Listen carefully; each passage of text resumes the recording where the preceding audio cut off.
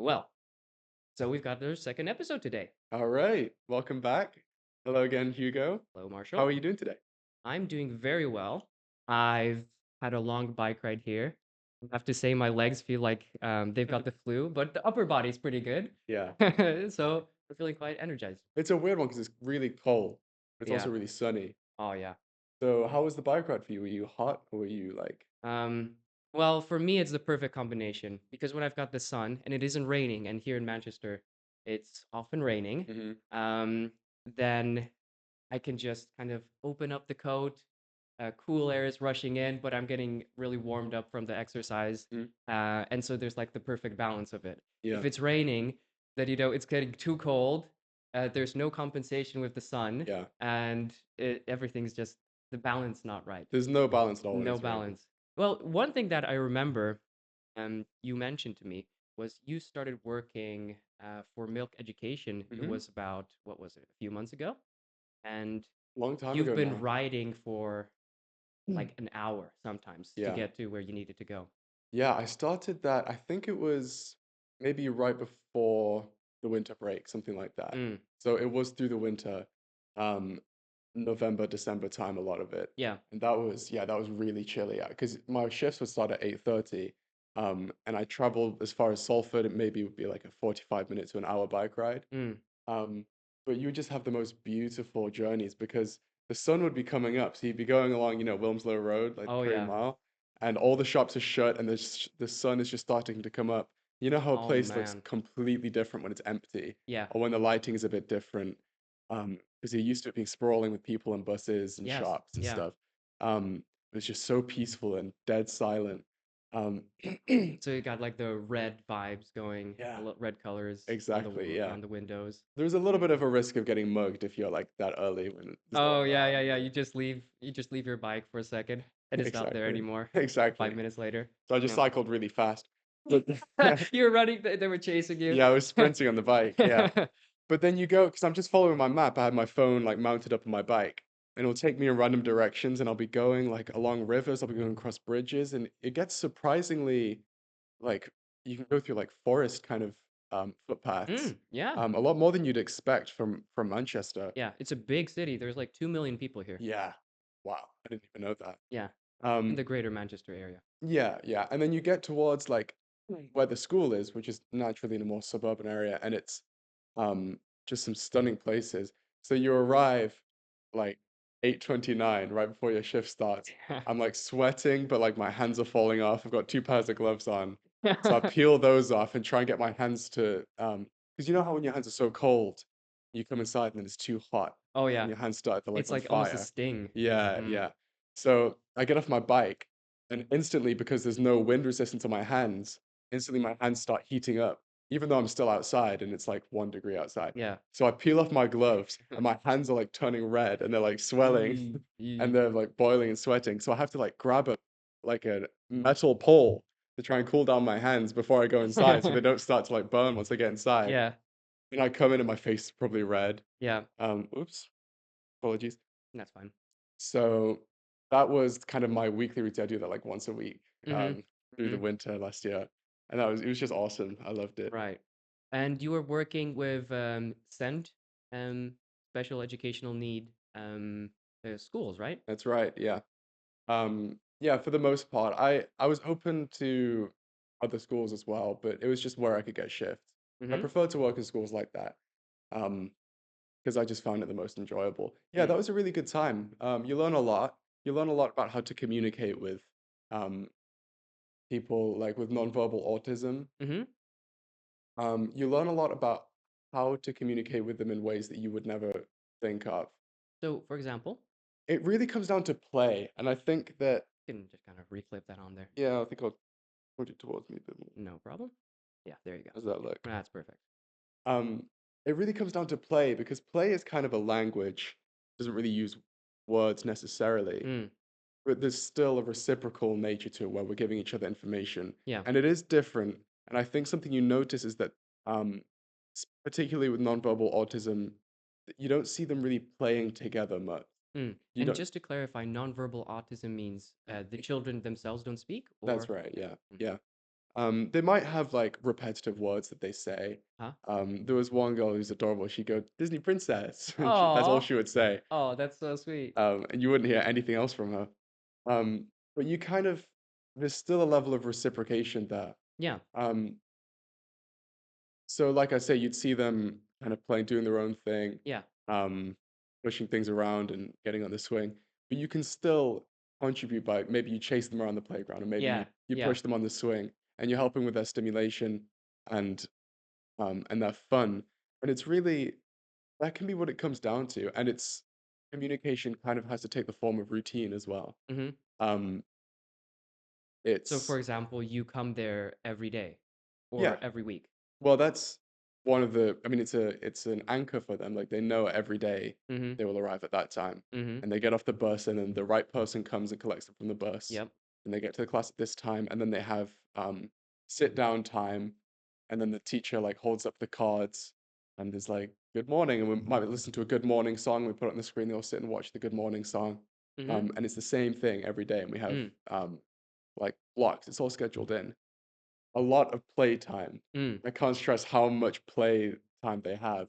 Mm. Um, Coming from a mainstream school, I think they have like 7 or 8 play breaks, and I've been Wow. to different schools, and this is pretty much the standard.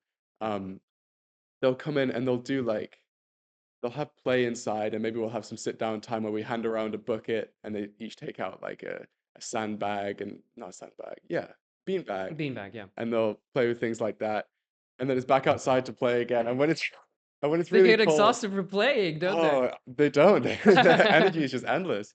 Yeah. Um, and when it's that cold and when there's not really anything to do, you just, I guess it's like patrol. You just stand outside and let them play. Mhm. And so the only way to make it bearable is to try and play with them, and that's really where the challenge comes in to Mm. learn how that works for them. Mm.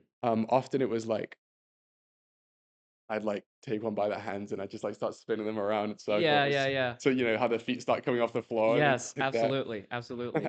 Yeah, that was the best. They loved that. Mm. Then the problem would come where then they'd be like, "Joe, can you do it again?" Okay, I'll do it again. And then you're like, "Okay, that's enough now," because now I'm starting to feel like the teachers are looking at me and I don't want to Mhm. get in trouble. Mhm. Mhm. And they're like, "Again, Some health again." violation, health code Exactly. violation. Exactly. Mhm. Because I'm just some like 18-year-old Yeah. supply teacher. They probably think like, "Oh, this rebel This without a cause." Have you watched, One Flew Over the Cuckoo's Nest? I actually have You have? years ago, yeah. Yeah, yeah, yeah. So Yeah. you're like this rebellious guy Yeah, that's me. fighting against the nurses there. Yeah, exactly. Yeah, I turn up and cause mayhem. Yeah. Jack Nicholson was pretty good in that one. Yeah, he's a Mm, great actor. Yeah, lovely, lovely guy. love that guy. Um, yeah, so that's really interesting. So, is there something you think you mentioned that you've learned more how to communicate in other ways than you've had in the past? Mhm. So, could you elaborate on that a little bit? So, you said, for example, that there's like a form of play Mhm. that you engaged in. So, do you think that's when you saw the children and when you saw how they reacted and how they acted afterwards, do you think it was having an effect that that what you were doing, like a effect that continued on? I see what you mean. So you like that kind of receiving my communications. Information almost, Yeah. like in the same way that you're taught something, um, Mm. you kind of then absorb that Yeah, information and you can use it in the future. like internalizing information. Yeah, I think a lot of what they, in terms of actual learning, yeah, a lot of what they learned was through this routine time. yeah. Um, and I think that's kind of language learning, and it was really language recognition learning. Mm-hmm. So we'd, and that comes to having key phrases, and that's where the repetition comes in. So we'd say like hello and good morning, and we'd have like key phrase. I mean, it sounds so you do say that stuff, but it's quite restricted, Mm, so that um without the social cues that skill that they might lack, mm, they can still learn things just through pure repetition. mm. Um, so it might be like playtime finished, and it was Yes. always like a phrase and then finished, Yeah. and that's a simple way for them to learn that finished means we stop now, we move on to something else. Mm-hmm. Um, as part of their routine schedule. Gotcha. So in terms of actual learning, I think the play was more like I'm sure there's some level of learning about interacting with others. Mm. I mean, play is is for that, I think, in Yeah. a big way. Like physical play, I mean, rough play. Mhm. You kind of learn your limits. Like imagine when you're a kid and you're wrestling with your friends. Mhm. You do that for a reason. It's the same reason that maybe you see like cubs, like lion Yeah, yeah, cubs yeah, yeah. fighting and bears and stuff Or fighting each dogs like other. playing around Yeah, like that. because it shows that because then they can learn where their limits are. They can learn what hurts them. Mhm. They can learn what not to do to others. Mm. They can go right up to that edge. Mm. And It's it, almost like a form of empathizing. You yeah, learn how to empathize by engaging more of others. and it's kind of a role play, isn't it? You're pretending that you're fighting each other. Right, right. And you see kids do that all the time. They role play. They might play house, Mm. and I'll be mum and you be dad, or they'll play just anything. Or like They'll superheroes. yeah, you'll I play used to play Batman. superheroes as well. Right. Yeah, yeah, Yeah, yeah. that's cute. Mm, Um, and obviously that's more obvious because it's mhm. like they're practicing for the future. Yeah.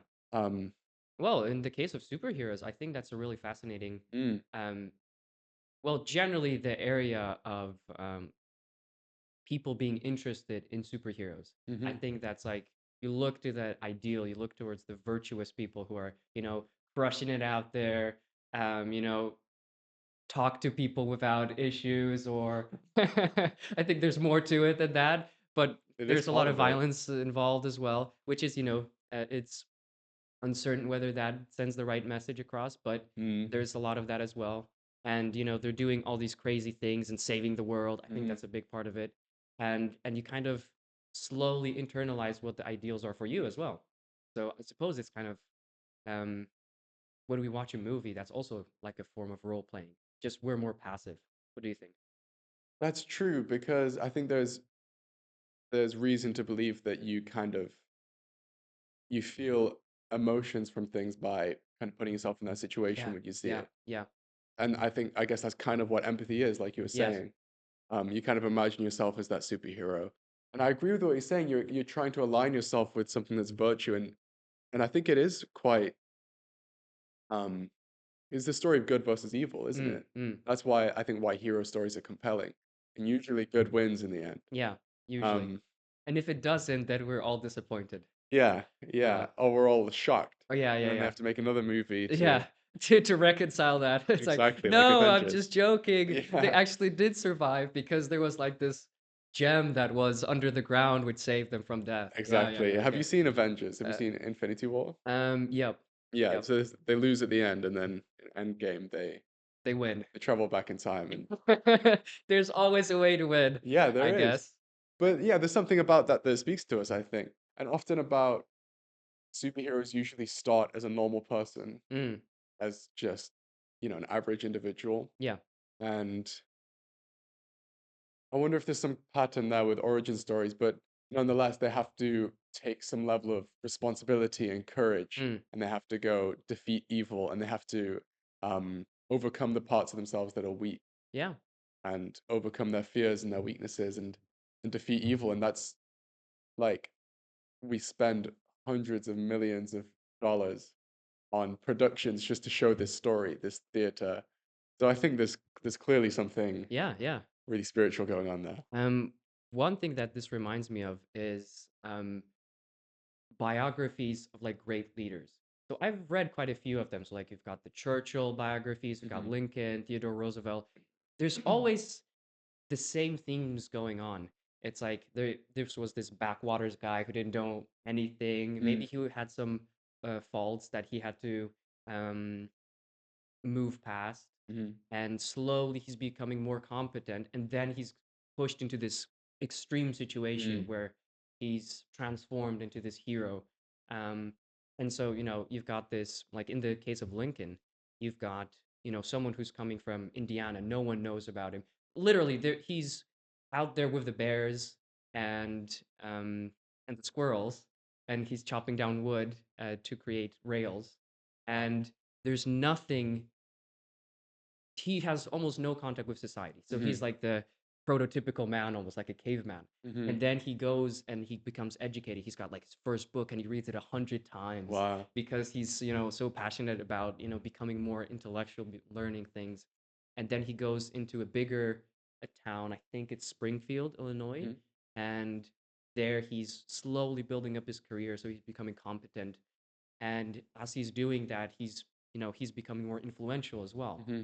And it's this progression that maybe we can become more competent as we go along, that I think is so compelling. Yeah.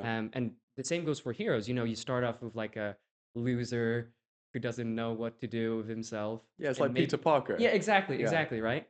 um and then he becomes, he's given this crazy opportunity, Mm. and now he can do something incredible. So how is he going to use that skill? And I think it's also compelling when sometimes you have like this conflict where, we've got this decision to make. I don't Mm. know if you've seen the Batman movie. um uh, what was the Dark Knight? Yeah. Yeah, the Dark Knight series trilogy. And I think that's one of the most like archetypal illustration of a hero movie to me, because you've got a genuine problem. Hmm. So like Batman has to, um in the first one, he has to save, was it a ship full of people, and he can either do that, or was it that? Just remind me. I can't remember the first one that well. I remember the second one, The Dark Knight. Mm, Um, I think Joker he creates like an ultimatum for these. There's a boat full yes, of like yes, regular people and a boat full of prisoners, that's right. and they have the choice to blow up the other boat or something like that to That save was it. themselves. Yep, yep, yep. And That neither of them. exactly. So that's a I'll leave real. the rest to you. Yeah, thank you, thank you. Yeah, so that's a real concern. That's like a real trade-off that you can make. Yeah. Okay, so do we value these kinds of people, or do we value these kinds of people? That's a real moral decision. It's not like sometimes in other movies, like especially Superman movies, especially the Mm. older ones, you've just got like premise that just doesn't make much sense. Oh, you got to save the world. There's this giant laser that's going to blow up the planet. And I can't relate to that. Mm. It's like I've never seen a laser which will blow up the planet. I've never Yeah. seen anything that could blow up the planet. Yeah. And so I think that that's something I can relate more to. Hmm. So when there's something that I can relate to, I enjoy it much more. And I think that's true of other people. So the more Hmm. human you make those characters, Mm. um, the more I can engage with that. Yeah, the more grounded the premise that the story is built on. Mm, Because, yeah, I see what you mean. Because I think when it came to that ultimatum, I think, yeah, I think it is at the end of Dark Knight, or maybe it's towards the end. mm, I think the idea is that Joker is trying to, if you look at it from pure archetype, mm, Joker is like chaos. I don't mhm, know the exact names of the archetypes, but mhm, he's like the agent of chaos, and Batman is the agent of justice and order. And Joker is trying to prove that Gotham is corrupt, or he's trying to break the spirit of Gotham. It's something like that. mm. And Joker is actually proved wrong by the fact that the people on the boats, um, They don't want to blow up the other neither of them did people. it, which Yeah. would have meant that they would have both died, I think. Mm, But neither of them did it, and it showed that level of self-sacrifice from them. And then Batman, who's the agent of order and justice, defeats the Joker. mm, And if you really, if you look at it as like a microcosm, maybe Gotham is maybe Gotham is everything, or maybe mm, Gotham is the individual, or mm, something like that. mm.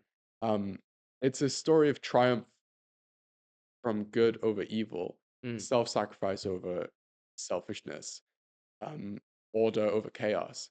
And we just find that so compelling that we Yeah. spend so much money to produce and see these movies.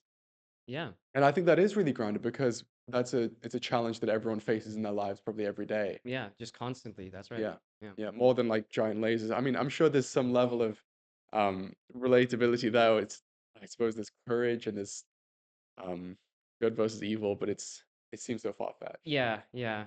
When you introduce time travel or like different dimensions or lasers, Oh, I'm slowly stepping aside. I just yeah. don't know what's going on anymore. Yeah, but I think those, I'm sure you have a little bit more experience to talk about this, but um, those archetypes go back like thousands of years. Hmm. So we've got essentially the Bible is trying to present that as story of like moral triumph. Hmm. Um, so when you were exploring that subject yourself, when you're trying to deepen your understanding of that faith, um, have you also related to the story, I don't know, maybe of Jesus or maybe of the characters who are presented there, like well, hopefully not Judas. I think we all deeply relate to Judas, unfortunately. And I think that's what's important about the story. Yeah, I agree with your point. The Bible is, I think, the perfect. story of self-sacrifice. Yeah. It's exactly that. It's one man. It's the ultimate tragedy. First of all, it's one man who is completely innocent, Mm. um, accused of the worst crime and Mhm. given the worst punishment and betrayed by all the people around him. Mhm. Um, when all he was trying to do was save them, Mm. and in him doing that, that's what saved the world, Mm. which I think is so profound that I guess the idea is that proposed is that the bigger the self-sacrifice that you can, what's the word? That Make you for can others? bear, yeah, Mm. that you can make for others, and that's why we are called to bear our cross and to walk with our cross. Um, the the more you can do to save the world. Yeah. So I think that's deeply profound. Mm.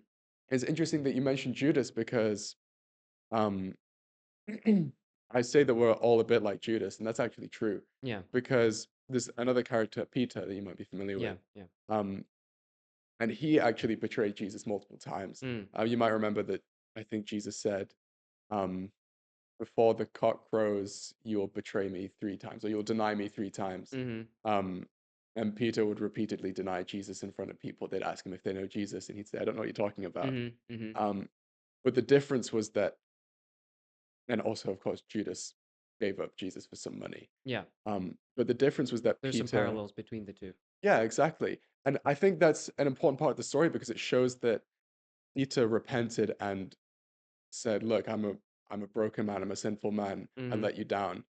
And Jesus forgave him and appointed him to be the leader of the church. Right, right. Yeah. Judas didn't have any such repentance, and he ended up, think he ended up using the money to buy himself a field that he hanged himself in, Right. Yeah. and that was his fate. And we don't know his spiritual fate. Maybe he repented, but I think the idea is that you have the self-sacrifice, and that's central to the story. Mm. Um, and you also have a level of guilt because you can never be as perfect as God. Yeah. Um, You can never be without flaws, essentially. exactly. Yeah. But it's what you do about that. Yeah. And it's whether you can be humble about it and whether you can be um, self, what's the word?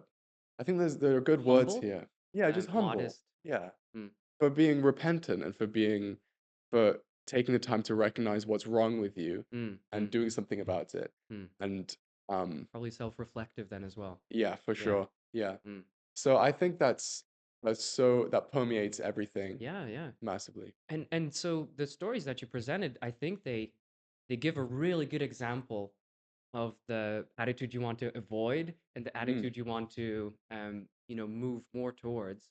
And that's, just trying over and over again, forgiving yourself, forgiving, hoping others will forgive you and asking for it. So well, honestly, being a broken, sinful man myself, mhm, mhm, I think that that's something that I've repeatedly had to learn mhm, is that, I've said this terrible thing to someone, or or I've done something that I regret. And well, all I can do really is really try to learn from that lesson and then hope that they will continue to forgive me for the mhm. things that I've been doing. Um, and so that's really the only option that I have because Yeah. the other alternative, which is presented in the Bible, and I was reading John Milton's Paradise Lost as well, Mm, and you've got the example of Satan, who just when they observe the fact that they haven't succeeded enough, they haven't done what they should be doing, instead of saying, "Oh, you know what? I repent, I forgive. Hopefully, someone will forgive me." mhm, I kind of give up this notion I have of myself that mhm, I am perfect or I I was perfect. it he doubles down on that, and I mhm, think the doubling down on your flaws mhm, and saying no, I don't have any flaws, and denying it and saying no, I didn't actually hurt that person and I don't feel any regret. mhm, That's the arrogance that is like the alternative, but repeatedly throughout these spiritual stories, and I'm sure through your life as well, mhm. um you can see as negative, something to avoid. Yeah, for sure. Mm, Yeah, it's the arrogance and it's the pride before the fall. right. Um, yeah, I'm interested to learn more about this Paradise Lost and to read more about it. Oh man, that was such a lovely book because Milton. he's got this lovely iambic pentameter, so the same Hmm. kind of writing style as Shakespeare. It Yeah. was actually a little bit before Shakespeare, Hmm. and um, in age, and I think he wrote his eulogy for Shakespeare. So Oh wow. they were close, and or close enough. Yeah. Um, and I just love the visual metaphors that he gives throughout. Hmm. So there's just this, and one thing that I found really fascinating from a psychological perspective was that he clearly lays out the thought process that goes into someone, in this case Satan, coming to the conclusions that he came to. So, Hmm. he starts um, after the fall, Hmm. that's lost, after the fall of Satan, so after he's basically kicked out, Hmm. um, and he gives in pretty much quotes what Satan was thinking about and how he came to the conclusion that, you know what, I'm just gonna double down on my choices. I Hmm. cannot go back because even if even if I did go back to God and said, "Oh, you know what? Please forgive me. I am I resent what I've done," Hmm. which he does, and that's just another beautiful addition that, Satan himself understands that he's Hmm. not done the right thing, Hmm. but instead of coming to the conclusion, okay, therefore I will ask for forgiveness Hmm. and, go back to God's grace, I will instead double down. And Hmm. in this way, I will still have some control over the situation. I will have the power. Hmm. And maybe I won't have, access to this goodness that God gave me before. So I won't have access to heaven in this Hmm. case. Instead, I'll have my own kingdom, which he says is equally good, Hmm. even though even though it's mentioned that it's actually, much smaller. Yeah. Because if you look at it historically, it was not a majority of the angels who left um, Okay. God at that point. So I just thought it was so fascinating the part of explaining someone's thought process. And one insight that I gotten out of it was that sometimes I have the same thought processes, Hmm. and it's like that was scary for me. Hmm. That was really really scary, and I think that one person that I've known has told me, I've read this book and I've seen a market change in how you behave because it actually has influenced my thought process and in turn, I think my behavior as well. Because I was just thinking, Jesus Christ, I've been arrogant more often than I've Hmm. realized. And Milton has laid out what arrogance actually means, Hmm. what are its key characteristics, and what results it has. Hmm. So in the case of Satan, it was not good results. Yeah. He's basically just running amok and messing things up for everyone Yeah. from that point onwards. Yeah. so Wow. and then it introduces the story of Adam and Eve Hmm. and how Satan came in the Garden of Eden and did all the things Hmm. that we are familiar with.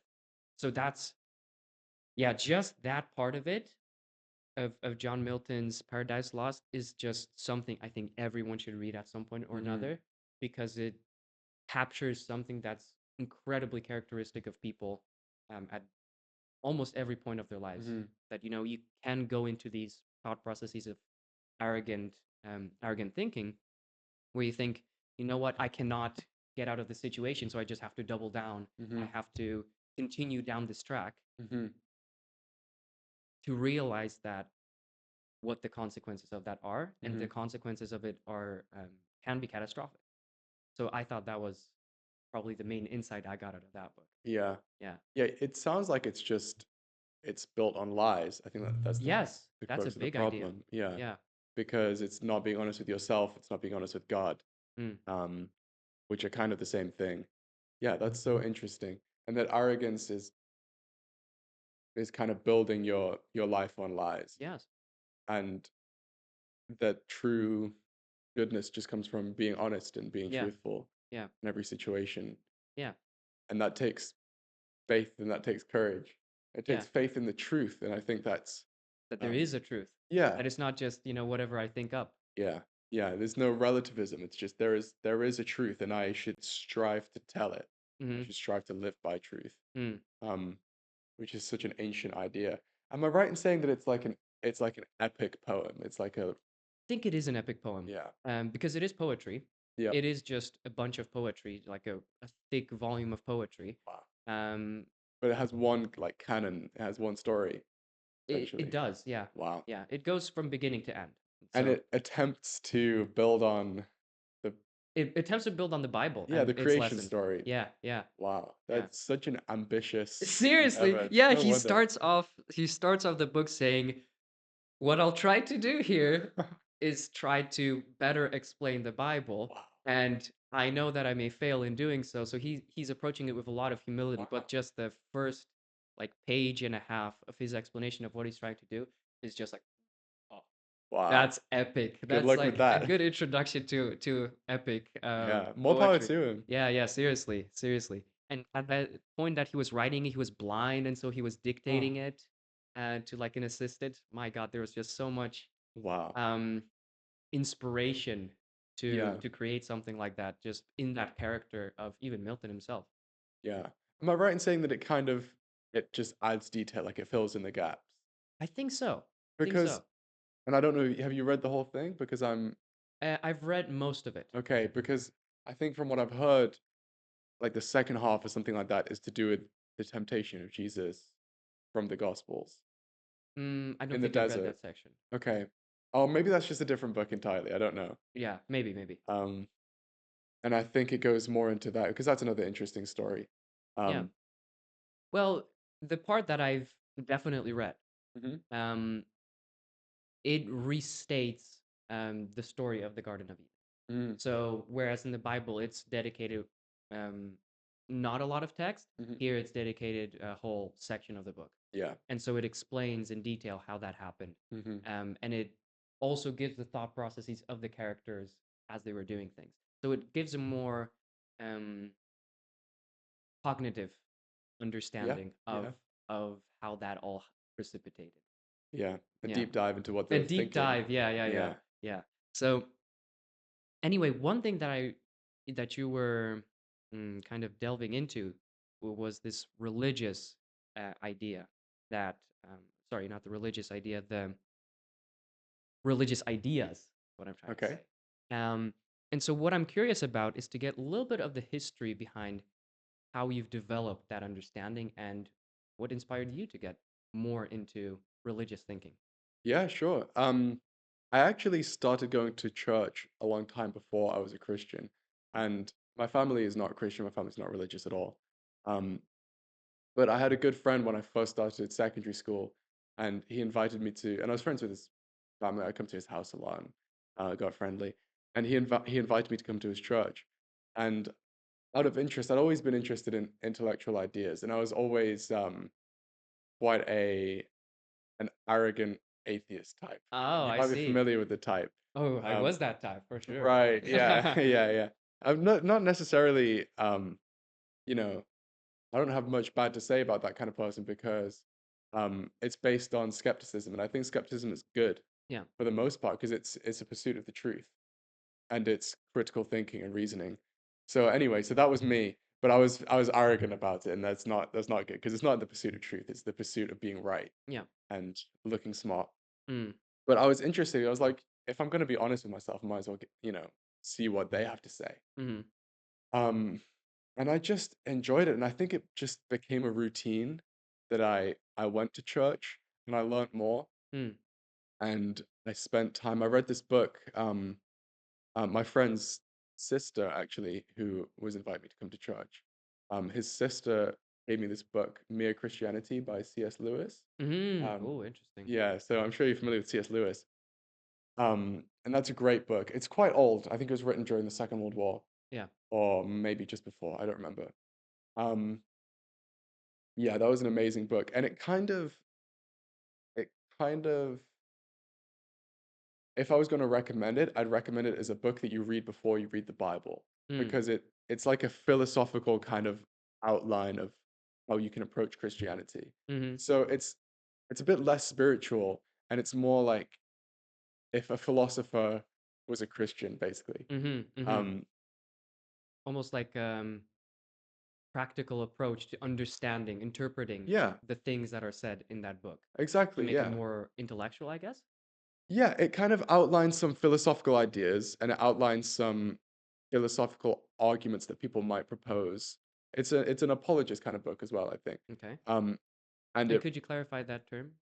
I think apologist kind of means a defense. Uh-huh. Ah. Um, although I don't want to misuse the word, so maybe Mm. take that with a grain of salt. I think Mm. that's what it means. Mm. Um, it's a response to criticism. Yeah. Um, because I think obviously that's at the time when religion is becoming a lot more um, what's the word, nebulous. There are less Mm-hmm. people who are committed to their religions at this time. Yeah. So he's kind of writing it as a response to that and to critiques. Um, and it gives a really strong case, and I'd recommend it to anyone. Um, and for me, it didn't persuade me, but it did educate me a lot. Mm-hmm. Um, and as I move forward, um, just I decided to be less hard-hearted about it. I realized that I was putting up a wall, and I was like, I really don't have any specific reason that's stopping me from believing because you're presented with an idea, Mm. and um, it's the idea that there is a creator, and if Mm-hmm. there's a creator that has infinite power, you can't really deny anything on the basis of skepticism. Right. It's too far outside of our like the tools of science and the tools of what mere humans have available to them. Yeah, So it's just a exactly. matter of a priori assumptions. You Yeah, have to either say, okay, yes, I accept that initial principle, or I don't accept that initial principle. exactly. Yeah. Yeah. And and I found myself with no reason to deny that that principle could be true. Mm-hmm. Um, and I found, and you can say that about multiple things like consciousness, Yeah. things that you, Like will. Like, do I have a will? yeah, free will, yeah, Yeah. yeah, things that you really struggle to explain with science. And I just felt really compelled towards believing in something that had a spiritual nature Mm. and had a nature of love and power. And then I felt that that really permeated everything in life and humanity and beauty. I found that there's something that ran through these Mm. things that Mm. I couldn't explain with material things. That's interesting. So from what I'm understanding, what you're saying, you're kind of going back to your own life and trying to interpret some of Hmm. the things that you're seeing around you. So you're seeing these beautiful things, Hmm. things which you would hard to explain through some other philosophy, um, and in doing so, you're coming to the conclusion maybe there's something that has those qualities, Hmm. something beyond just my my hard hat scientific understanding, which could help me interpret that. And in Yeah, this case, it would be God. exactly. Mm. Yeah. Something that's maybe eternal, maybe something that's um, very powerful. And it is exactly that. It was things that I could see in my life. The fact you can start I wouldn't say start small, but you can start on a fundamental basis, be like, I am conscious, Mm. and I can summon an image of a triangle in my brain that exists nowhere except my own little visual. I can't explain that with science, and I can feel deep affection, Mm. and you can explain it with chemicals, but I don't know. There's something hard to explain about it. The experience itself. Um, Exactly. there was a concept that I think both of us learned last year in sensation perception classes, which was the explanatory gap. Hmm. If there was an alien who felt completely different things from you, like had completely different sensations, maybe didn't have a Hmm. tongue so they can taste things, they didn't have eyes so maybe they can see things, Hmm. they didn't have ways of, um, they didn't have touch, so they didn't have any of the senses we do. How would you explain to them something like the color of a cat Yeah. and the feel of a cat? Yeah. You say, okay, it possesses these it possesses a characteristic in its atoms, which, when reflected by beams of photons, Hmm. um, results in this kind of wavelength. Hmm. Well, sure, you've explained it in that way, but didn't explain the experience of an Yeah. orange cat. Yeah. It didn't explain the feel of an orange cat and its like texture.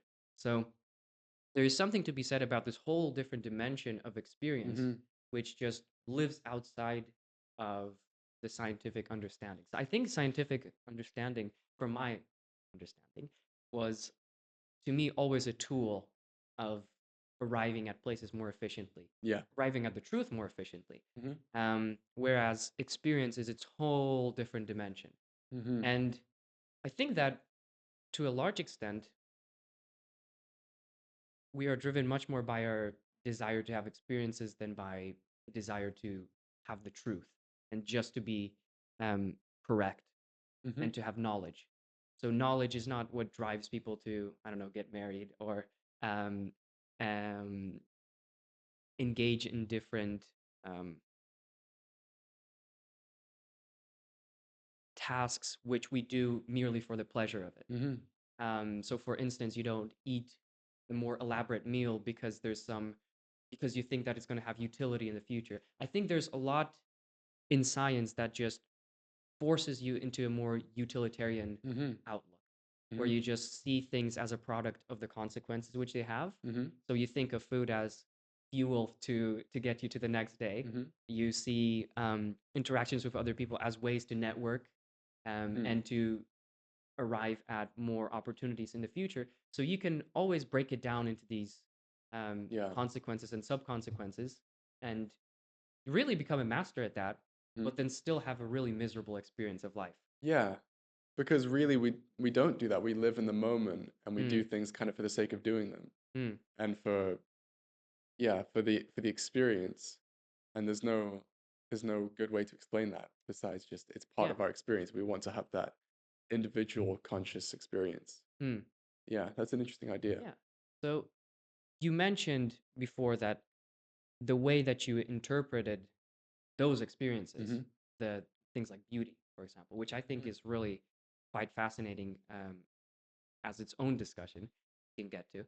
Um, you said that that's how you arrived at the conclusion. You know, maybe there is something bigger than me Mm-hmm. that has this component of like beauty. Mm-hmm. And one thing that I'm curious about is you mentioned things like beauty. You mentioned things like suppose like infinite power. You Mm-hmm. mentioned that as well, and you associate that with love.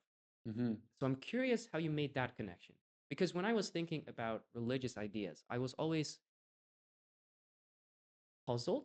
I don't know if that's the right word, but I was interested by how people make that connection Mm-hmm. between those two. So how is love um how can you see love in the world around you through God?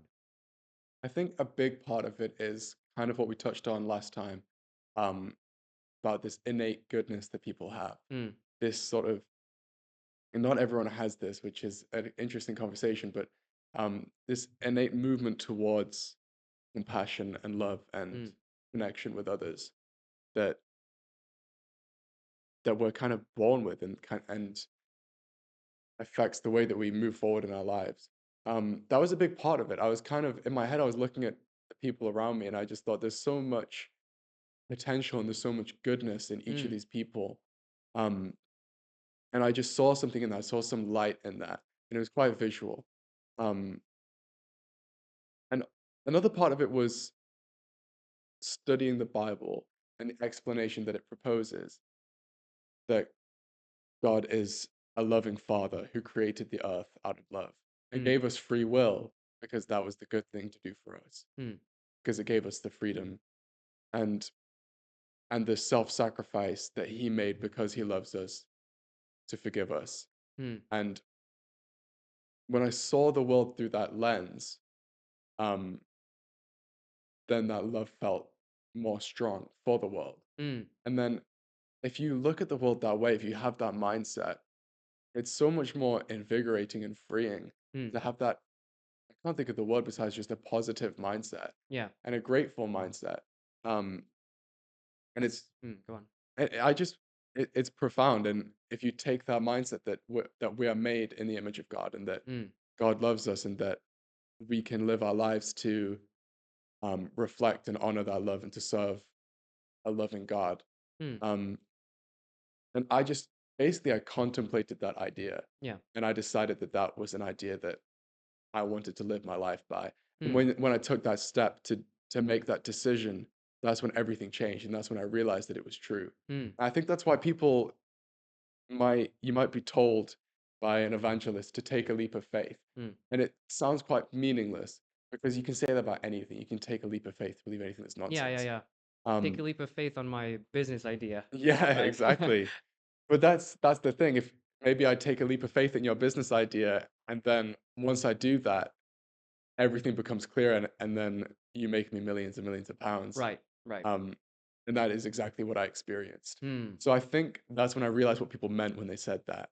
Um, I see. yeah, it doesn't mean anything So till you try it. essentially, if I'm getting it correctly, you've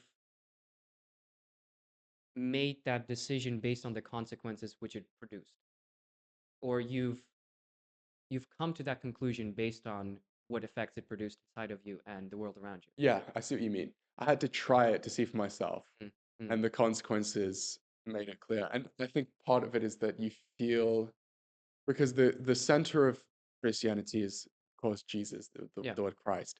Um, and I think from the kind of Christianity um, that I believe in is Mm-hmm. the idea of having a relationship with Jesus. Mm, Part of it is kind of the power of the church and the authority of the church is kind of the center of the religion. Um, but I really believe in having a relationship with God, and you do that through knowing Jesus. mm, And and I think that a big part of taking that leap of faith is that you get to know, you start having a relationship with Jesus, and then it's like you start being alone, and you mm, start to realize that if you can accept that into your heart, then that's a huge, profound thing to mm, have God as your friend and mm, as your brother mm, and looking out for you and someone to talk to. Um, so I did want to just outline the fact that that was the big part of it. mm-hmm. It wasn't just, well, if I live my life like this, then maybe things will be a bit better if I take this mindset. It was Right, also the mindset of having a relationship with Jesus, and that's something that's freely accessible to anyone. right, That was a huge part of it. right. That's interesting. So, from tell me if I've kind of understood what you've been saying. Essentially, first you've gotten to, or rather, you accepted the possibility Hmm. that there was a God, because if when you trace it back to the initial consequences, or rather the truth value of saying there is a God, there isn't a God, you just it was beyond science to tell you either or, Hmm. because they're just it's it's just the beginning assumption. Hmm. You start with that, Yeah. in the same way that you can start with the idea I have free will, therefore there's some consequences to that idea. And so the first thing you've done is you've decided, okay, I think there is a God. Hmm. And so that produced some positive consequences in your life. And that's why it almost reaffirmed your belief in that. And then the second step of that, if I'm getting you correctly, was to think of it in that personal exemplification of God, which in your case, it's Jesus, Hmm. right? So um, that was something that personally, when I was thinking about particularly Christianity, but generally religious ideas, I always found interesting because I can intellectually understand Hmm. that an example of this abstract notion, there is some God thing, um, would be Jesus, Hmm. because it kind of puts it in more practical, concrete terms. Yeah. Okay, so what does love mean? Hmm. And then you see what love means Hmm. in the example of that person. What does forgiveness mean? And then you see it in an example of that person. Hmm. And all of it is, from my understanding, was always the New Testament with Jesus Hmm. was very much about giving examples of the more philosophical, abstract ideas of a God. Yeah.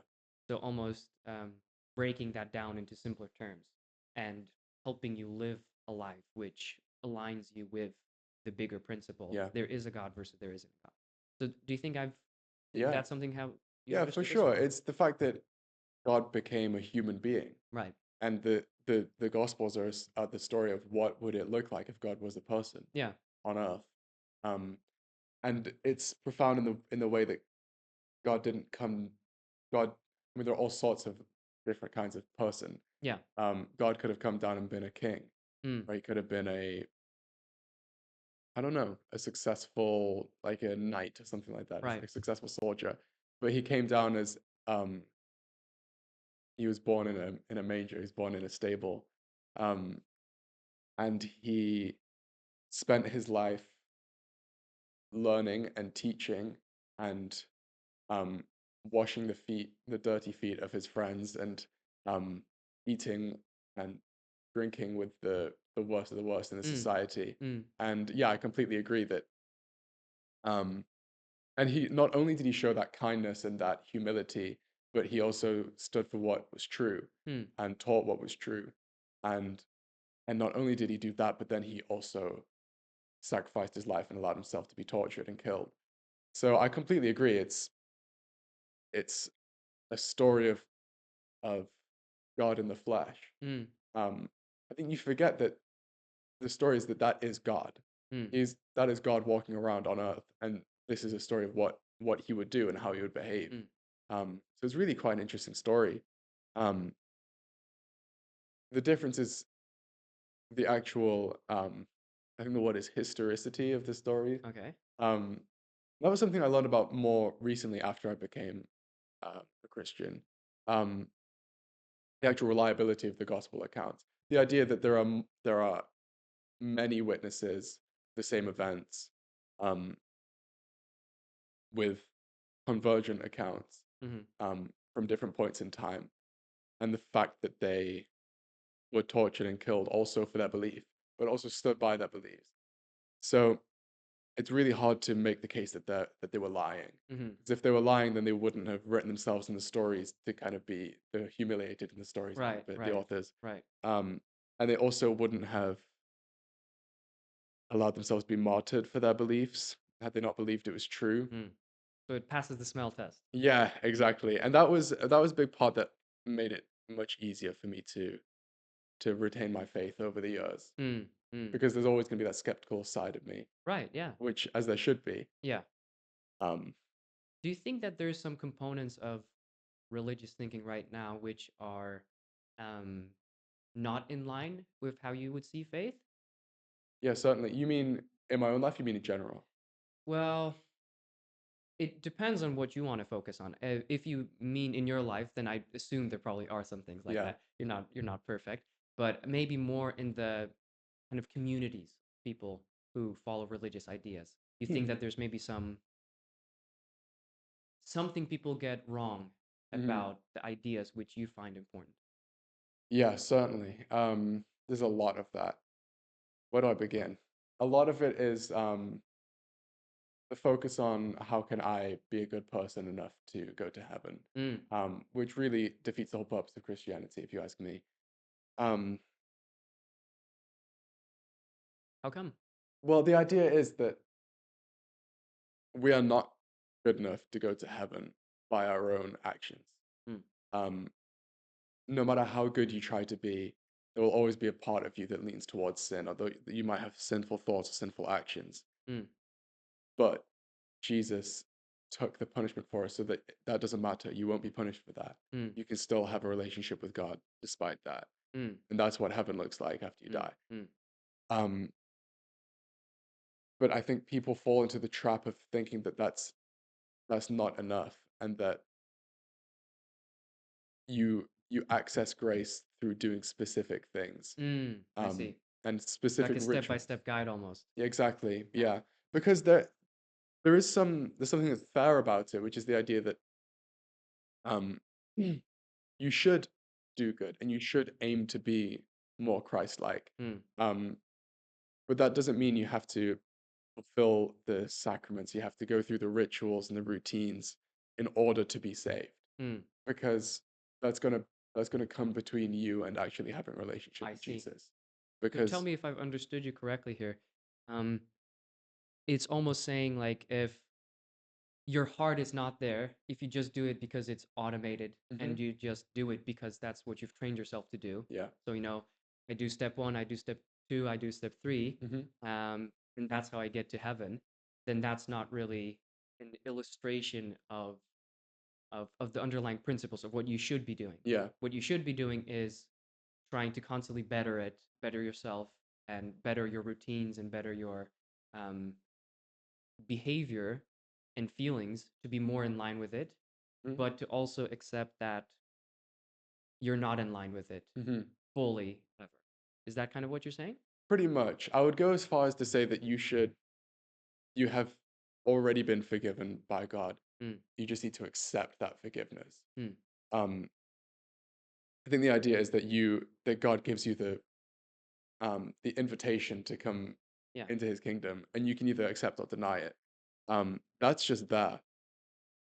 But through your actions, you might deny that.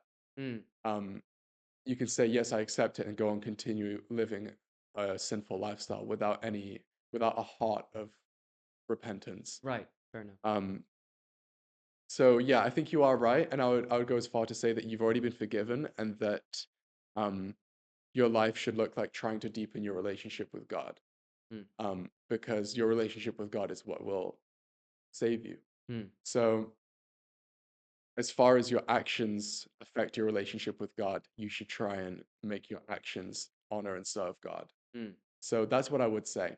And that is why you should try and be Christ-like, and that's why you should try and be morally good, because that's what you would do if you believed. mm. So it's a way of saying, like, you can say that you believe, but do you really believe? Right, exactly. Bridging that intention action gap, which is Exactly. so often an issue with in changing people's behavior. Yeah. I mean, even if you go back to more psychological studies of how people change their Mm-hmm. behavior, they can be super motivated. They can be like, I hate smoking. Mm-hmm. I am gonna get rid of it as soon as I can, but then they have no behavior that exemplifies it. Mm-hmm. And so you can have the best intention, and because you've never bridged that gap to habit and to action, it's just non existent. So Mm. people will think, oh, he's just a smoker. He probably likes it. Yeah. He probably wants to continue. That may not very well be the case, because you may want it as much as you want anything, Mm-hmm. but because you don't have the means of getting there, because you don't have the actions necessary to arrive at that point, um, you actually don't do it. Mm. From my understanding, cognitive behavioral therapy, that's kind of what it's about. Mm-hmm. You have this cognitive component and this feeling component. So you have this whole little dimension in your head where you're deciding what's the best path. Mm-hmm. But then you also have the behavior component, which is usually the difficult part to change. Because, okay, let's say that you're motivated. Let's say you've got a good attitude. Let's Mm-hmm. say you've got all the attitude components necessary to um, become better in a certain area. So Mm-hmm. let's say stop smoking or um, drink less alcohol or be less shy around other Yeah. people. Um, how do you bridge that gap? Mm-hmm. How do you actually implement those behaviors? And there are ways of doing it concretely. One of the projects that I've been working on, um, I think it was about a year and a half ago, was creating a software online. It actually is online right now, which um, helps you bridge that gap. So you've got the intention, you've got the attitude necessary to do it, but what you need is like it's officially called an implementation intention. That's one way to do it. And Oh, so that's familiar. familiar because Yeah. we've learned that last year. Ah. Um, implementation intentions are broadly structuring your intentions Mm-hmm. so that they actually are implemented. Usually the pattern is if X situation happens in this context, Mm-hmm. then I will do Y. Um, and so let's say that you want to stop smoking after work, after you finish work. The implementation intention would be if I feel a desire to smoke when I step outside of the doors to my office at Mm-hmm. work, then I remind myself that um, smoking has ruined my relationship with Mm-hmm. my partner. Therefore, I choose not to do it. Interesting. So Yeah. that's a way to bridge that intention action gap. Mm-hmm. And that's a huge, huge thing. And I love it because it's very, very scientifically backed. It's Yeah. very deeply nested in evidence that those things actually do work. Yeah. So I think that's something which, well, in like a personal mission is to help people learn how to do these things, but also on a broader scale, if you think about like cultural implications, if people knew about this, I think that, or were more educated in this, Mm-hmm. I think they would benefit immensely from something. Yeah. Yeah, because I think there's a lot of people who do want to do good things. As you mentioned, Mm-hmm. there's like this almost deep um, goodness that I Mm-hmm. see in people. And I see it in so many people um, who want to do something more, Mm-hmm. but just because of their circumstance, just because they haven't figured out how to align their circumstances with their intentions, Mm-hmm. they cannot do that. Mm-hmm. It's just a matter of the resources you need to get there. Mm-hmm. And so, anyway, I got on a little bit of a tangent. No, but I think this was a really fantastic conversation, yeah. Marshall. Um, I can't wait to pick it up tomorrow. Well, next week. Next week, next time we meet again. Yeah, next I time we want to meet. add one more point to finish answering your question Yeah. about where communities might go wrong with Christianity. Oh, yeah. Go Um, on. and there's not much to say about this except that communities that have intolerance and hatred Mm, towards any group or any person, that's not nested in forgiveness and not rooted in trying to help somebody be the best they can be, yeah. that completely goes against the Yeah, Christian yeah, yeah. faith. So Any political situation where people hate one another, that's just like a yeah, no-no.